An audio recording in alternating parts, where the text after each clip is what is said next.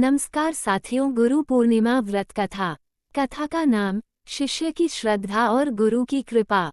प्राचीन काल की बात है। ऋषि महर्षियों का युग था।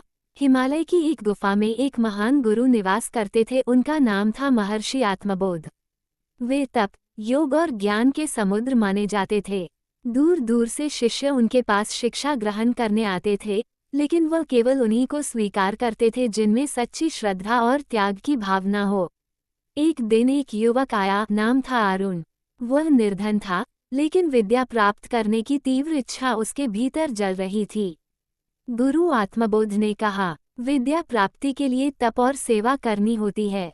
क्या तुम इसके लिए तैयार हो? अरुण ने सिर झुका दिया, गुरुदेव, मेरे पास कुछ नहीं है, लेकिन मेरा तन, मन और आत्मा सब आपकी सेवा में है।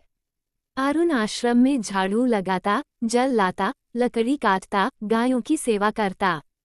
दिन रात श्रम करता, लेकिन गुरु से कभी ज्ञान नहीं मांगता। वह केवल गुरु की सेवा को ही सर्वोच्च मानता था।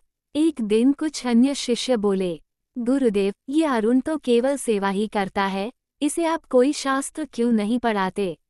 गुरु आत्मबोध मुस्कुराए और कहा, जिसने सेवा का अर्थ जान लिया, उसे ज्ञान स्वयं प्रकट होगा। गुरु पूर्णिमा का दिन आया।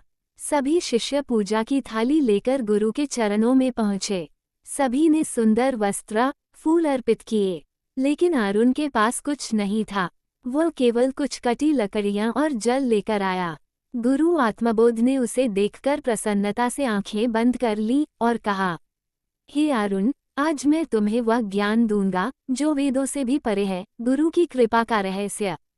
गुरु ने उसे एक मंत्र दिया, गुरु ब्रह्मा, गुरु विष्णु, गुरुदेवो महेश्वरः, और आशीर्वाद दिया, तू स्वयं प्रकाश बन जाएगा, तू अब ज्ञान का दीपक बन और अंधकार मिटा।